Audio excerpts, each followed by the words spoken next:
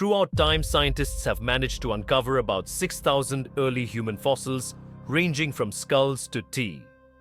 For some of these fossils, it was a breeze. Researchers could instantly identify them as belonging to, say, the Neanderthals.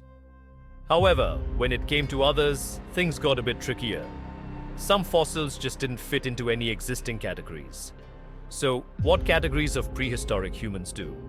We actually know about 8. Well, up until recently, we recognized 8 different species of early humans. One of these is Homo habilis, which means handyman. You'll recall that Homo is Latin for human.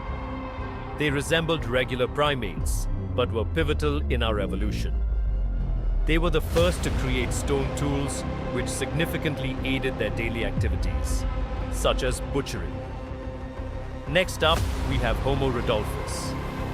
These guys were larger than Homo habilis and boasted bigger brains, but they were still quite distant from modern humans, for example, even though the neurological structure of their brains was becoming more complex. They were probably not capable of using any form of actual spoken language. Then came Homo erectus, the first to walk upright, followed by Homo antecessor, which is considered the last common ancestor of modern humans and Neanderthals, along with a host of other Homo species.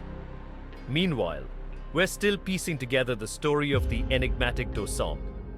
Our knowledge of Homo nti is pretty limited too, since it was only discovered in 2013, and it is species number 8.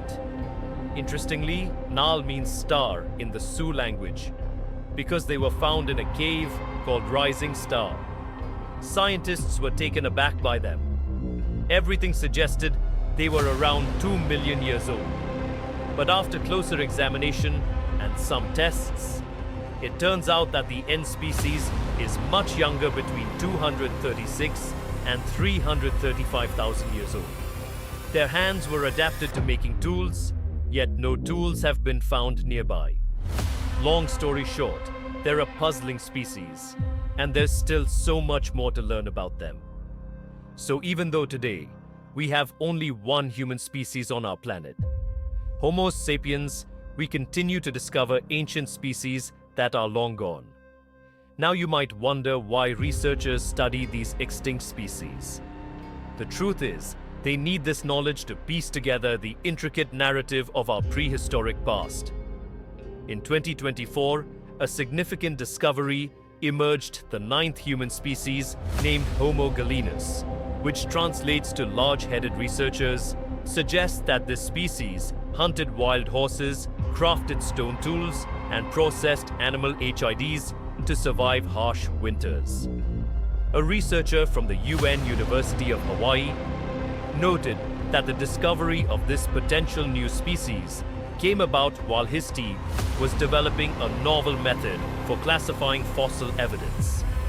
Interestingly, one potential representative of Homo gelo. Incis isn't entirely new to science. The Den events first identified in 2010 through DNA analysis of a finger bone found in Siberia have yet to be classified as a distinct species. Some scientists propose that they may actually belong to the newly identified group. These big-headed individuals could help shed light on the long-standing mysteries surrounding these hominin fossils, which have puzzled researchers due to their mixed characteristics of Homo erectus and Homo sapiens. You see, sometimes it's tough to call a spade when you don't even know what a spade looks like. You get the idea. Many unsolved mysteries linger simply because scientists haven't had this crucial big-headed piece of the puzzle. So theoretically, we modern humans could also be considered a bit of Homo Julu. Insist you don't believe me? Well, watch this. We need to consider 2 key facts for this equation. First, there are the Denisovans, a group we might refer to as Homo Juluis. From a scientific perspective, yeah, this is just a theory proposed by some researchers, but let's roll with it for now and pretend it's a fact. Second, it's important to know that the Denans interbred with the ancestors of modern-day Melanesians. These folks inhabit areas ranging from New Guinea to the Fiji Islands and carry between 4 and 6% Denin DNA. Now, you might not personally have those genes unless you've been tested, of course, but the key takeaway here is that there are modern humans today who share genetic links with a Denin or homog genesis, or big heads if you prefer. Now that all sounds pretty plausible. Let's unpack step by step. How it happened, researchers have uncovered this type of ancient human known as the Dinans, based on skeletal remains found in Siberia. These ancient humans coexisted and interbred with modern humans, adding yet another layer to our understanding of human evolution. Named after the Siberian caves where their fossils were discovered, the Dinans are believed to have roamed widely across Eurasia. Evidence indicates that the Nans lived alongside Neanderthals and interacted with early Homo sapiens possibly around 50,000 years ago. A team of scientists successfully sequenced a complete genome from these ancient homonyms using nuclear DNA extracted from a finger bone. This discovery reveals that at least 4 distinct human groups existed during the time when anatomically modern humans began migrating out of Africa alongside modern humans and Neanderthals. We now have to consider the Dinans and another small human species from Indonesia, often referred to as the Hobbit. When discussing our evolutionary history, one intriguing question that arises is why Denivan genes are predominantly found in modern Melanesians, yet absent from other Eurasian populations. Remember that 4 to 6%. One hypothesis suggests that interactions between the Denevans and early modern humans were limited and brief, especially as humans migrated throughout Southeast Asia into Melanesia. Scientists speculate that only a small number of the Dinans may have interbred with a larger group of modern humans. This could explain how the Denivan genes made their way into the gene pool, despite the likelihood of infrequent encounters. Anyway, the more scientists dig into our past, the more fascinating things they uncover about our ancestors. Take Neanderthals, for example. Did you know these guys were responsible for creating the very first piece of art ever? I had no idea, but a 2018 study of ancient cave art in Spain revealed what are now considered the oldest known artistic creations. We used to think Neanderthals lacked the cognitive skills needed for art, but it turns out they were actual art pioneers. Not only did they create art, but they also seem to have invented hashtags thousands of years before Christmas. Cena did it in 2007. Right, I'm kidding, but you'll soon get. Why I mention hashtags: the artworks found in several caves in Spain include simple hand stencils, a ladder-like drawing, and various other markings. Until recently, these prehistoric pieces were believed to have been made by early humans. But new testing methods suggest they're much older than we thought.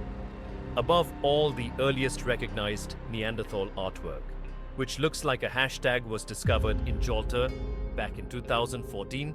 To determine the age of these artworks, scientists employed advanced dating techniques using eHarmony and Match.com. Oops, wait a minute, wrong. Dating techniques, they actually used uranium and thorium radioisotopes instead of the traditional carbon dating. Once the necessary tests were completed, they confirmed the art was approximately 65,000 years old, 15,000 years older than the previously oldest known art from Indonesia.